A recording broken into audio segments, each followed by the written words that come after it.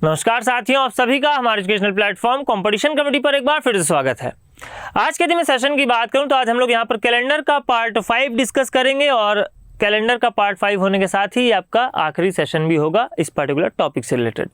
यानी कि इसके बाद की अगर मैं बात करूं तो इसके बाद हम लोग एक नए टॉपिक की शुरुआत करेंगे, यानी कि नए टॉपिक के आने से पहले और कैलेंडर से जाते जाते यहाँ पर बहुत सारी अमेजिंग और इंटरेस्टिंग जानकारियों को हम लोग सीखने वाले हैं। तो चलिए स्टार्ट करते हैं। यानी कि पिछले अगर हम बात करें 4 सेशन से जिस चीज़ के लिए हम लोग परेशान थे कि कैसे हम लोग खुद से क्या कर सकते हैं, कोड क्रिएट कर सकते हैं, इसकी भी चर्चा करेंगे।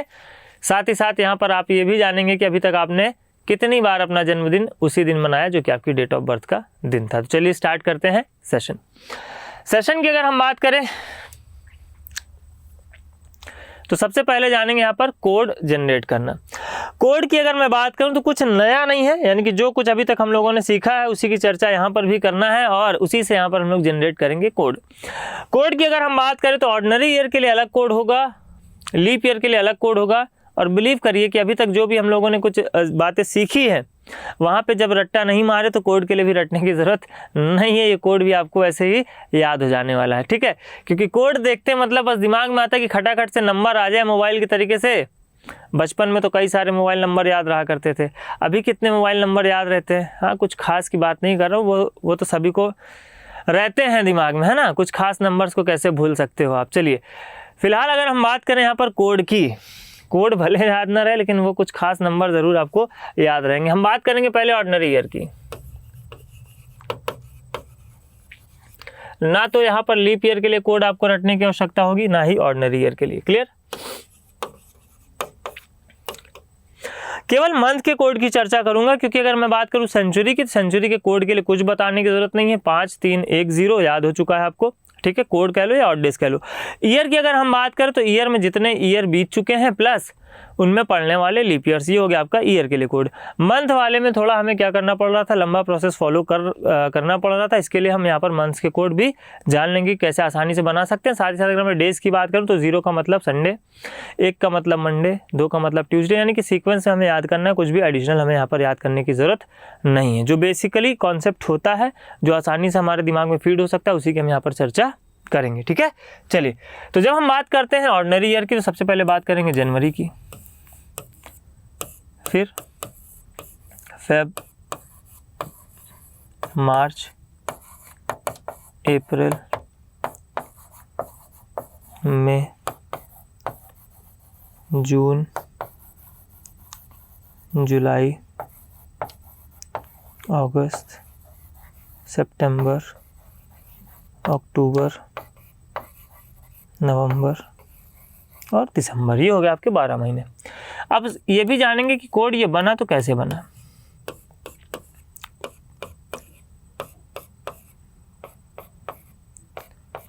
और लीप ईयर के लिए हमें क्या करना है इसकी भी हम चर्चा करेंगे, ठीक है। इन जनरल अगर मैं बात करूं तो जनवरी में, यानी कि अभी तक कुछ भी बीता नहीं है, तो जनवरी का कोड क्या मान लेंगे? 0। बिल्कुल आसानी से याद हो जाने वाला है। जनवरी का कोड क्या मान लेना अपने को? 0, क्योंकि इसके पहले भी कोई भी मंथ नहीं बीता। जब हम फरवरी की बात करेंगे तो हमने देखा था जनवरी में हमने कोड कितना लिया था, ऑड डेज कितना लिया था, हमने लिया था 3। तो जब हम फरवरी में आएंगे तो ये 3 हमारे पास ऑलरेडी क्या हो जाएंगे, जमा हो जाएंगे। 3 ऑड डेज हमारे पास रह जाएंगे। इसलिए फेब की अगर हम कोड की बात करें तो फेब का कोड हो जाएगा 3।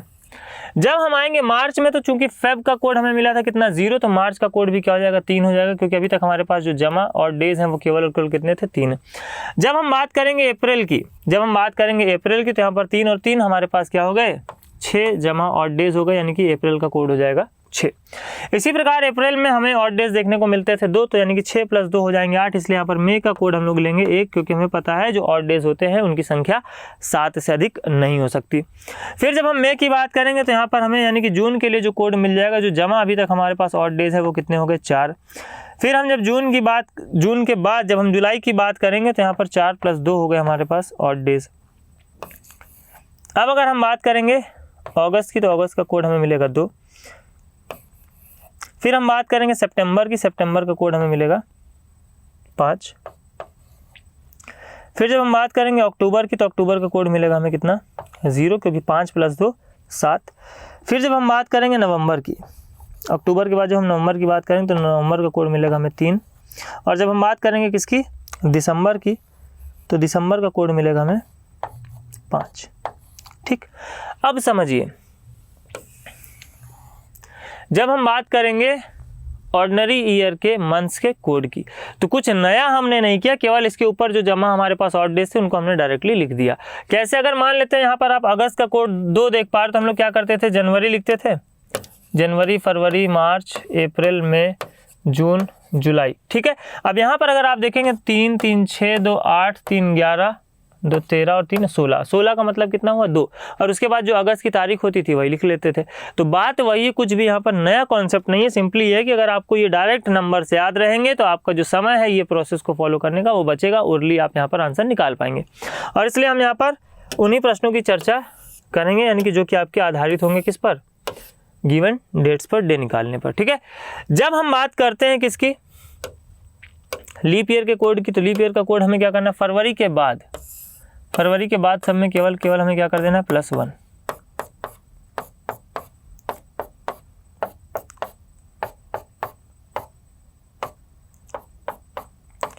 अब यहाँ से एक और इम्पॉर्टेंट बात क्या सीखने को मिले, इनके 1 2 3 4 5 6 7 8 9 10। ठीक है, एक और इम्पॉर्टेंट बात आपको यहाँ पर क्या सीखने को मिलेगी कि आप देख सकते हैं कि जो महीने आपके समान थे, यानी कि जिन महीनों का कैलेंडर समान था उनका कोड भी आपको समान देखने को मिल रहा है। जैसे हमने देखा था जनवरी और अक्टूबर का कैलेंडर सेम था, तो जनवरी और अक्टूबर का क्या आपको देखने को मिल रहा है, कोड भी सेम देखने को मिल रहा है। यानी कि अगर आपको रिपीटिशन ऑफ मंथ याद है तो कोड याद करने में और भी आसानी होगी और भी सुविधा होगी, या फिर कोड याद है तो रिपीटिशन ऑफ मंथ पर बेस्ड क्वेश्चंस को बनाने में सुविधा होगी।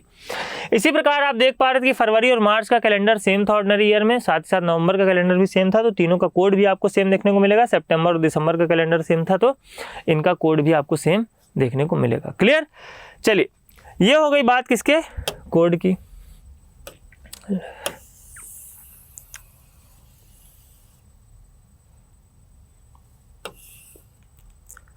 इसको रख लेते हैं साइड में, और सिर्फ इसलिए रख रहा हूं ताकि आप इसको देखते रहें, इसके माध्यम से क्वेश्चन बनाते रहें, ताकि सेशन खत्म होते होते आपको सभी के सभी महीनों के कोड क्या हो जाए, बिल्कुल दिमाग में छप जाए, रट जाए। ठीक है, चलिए अब आते हैं सीधे प्रश्न पर।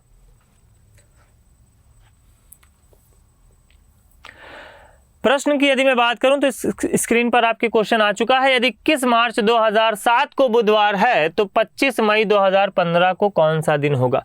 21 मार्च 2007, तो अगर हम बात करें सेंचुरी का कोड तो 0, ईयर कितने कंप्लीट हुए 6, इसमें लीप ईयर कितने पड़ेंगे 1। क्लियर, अब अगर हम मंथ की बात करें तो मार्च का कोड हमें पता है कितना है, 3 है, तो सिंपली लिखना था 3 और लिख लेना था तारीख 21 हो गया कैंसिल, 6 7 हो गया कैंसिल, 3 की अगर हम बात करें तो दिन देखने को मिलेगा हमें बुधवार। फिर इसके बाद जब हम बात करते हैं, पूछा गया कोड किसके लिए है, डेट 25 मई 2015, सेंचुरी का कोड 0, ईयर कंप्लीट हुए 14, लीप ईयर से पड़ गए कितने 3।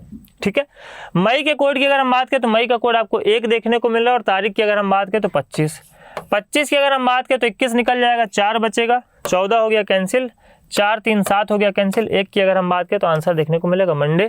यानी कि आसानी के साथ यहाँ पर आप क्वेश्चंस को बना पाएंगे, कोड अगर आपको याद है तो। ठीक है, नहीं याद है, तरीका मैंने बताया था, बस सिंपली यहाँ पर आपने मंथ का कोड निकाल लिया। ईयर की अगर हम बात करें तो जितने ईयर प्लस उनमें पढ़ने वाले लीप ईयर्स। क्लियर, चलिए बात करेंगे फटाफट से अगले प्रश्न की।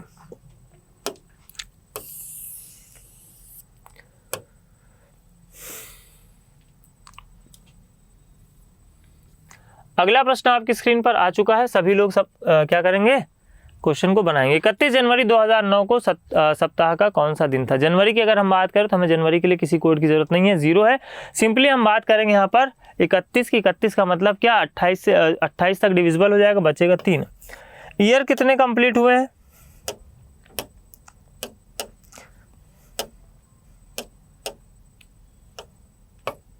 चलिए जनवरी की अगर हम बात करें तो 31 आपका दिन हो गया, फिर सेंचुरी के लिए कोड 0, वर्ष बीत चुके हैं 8, प्लस इनमें पड़े हैं 2 लीप ईयर्स। ठीक है, अगर हम बात करें 31 के तो यहाँ सिंपली बचेगा 3, 8 3 11 और 2 13, 13 का मतलब 6, 6 का मतलब क्या हो जाएगा सैटरडे। विद इन सेकंड चुटकियों में आप आंसर मार्क कर सकते थे। ठीक है, चलिए बात करेंगे अगले प्रश्न की। अगले प्रश्न की हम बात करें तो आपकी स्क्रीन पर अगला क्वेश्चन आ चुका है। क्वेश्चन में पूछा जा रहा है 10 जून 2011 को सप्ताह का कौन सा दिन था? आपको बताना है 10 जून 2011 को सप्ताह का कौन सा दिन था। तो करना क्या था, सिंपली हमें सेंचुरी के लिए कोड 0, ईयर कितने कंप्लीट हो गए 10, लीप ईयर कितने पढ़ेंगे 2, जून के कोड की बात करें तो 4 और तारीख की अगर हम बात करें तो 10, 10 4 14 हो गया कैंसिल, 10 2 12, 12 का मतलब 5, 5 का मतलब क्या हो जाएगा फ्राइडे, यानी कि ऑप्शन नंबर बी क्या हो जाएगा राइट आंसर हो जाएगा पूछे गए प्रश्न के लिए। कोड से आप ये देख सकते हैं कि आपका जो समय है कहीं ना कहीं वो बचेगा, लेकिन ऐसा बिल्कुल भी नहीं कि अगर आप कोड भूल गए तो आप प्रश्न नहीं बना सकते, बिल्कुल बना सकते हैं। मैंने बिल्कुल आसान सा आपको अप्रोच बता रखा है कि कैसे आप मंथ्स का कोड खुद से जनरेट कर सकते हैं। साथ ही साथ अगर कोड नहीं याद है डायरेक्टली तो आपको दिक्कत की कोई यहाँ पर लेने की ज़रूरत नहीं है। कैसे 303 इस तरीके से जितने ऑड डेज हैं, यानी कि कैलेंडर में हमने जो भी प्रश्न बनाए हैं केवल और केवल ऑड डेज की कॉन्सेप्ट को ही फॉलो करके बनाए हैं। हर एक प्रश्न के लिए कोई नया अप्रोच अपने को सीखने की ज़रूरत नहीं है। ठीक है,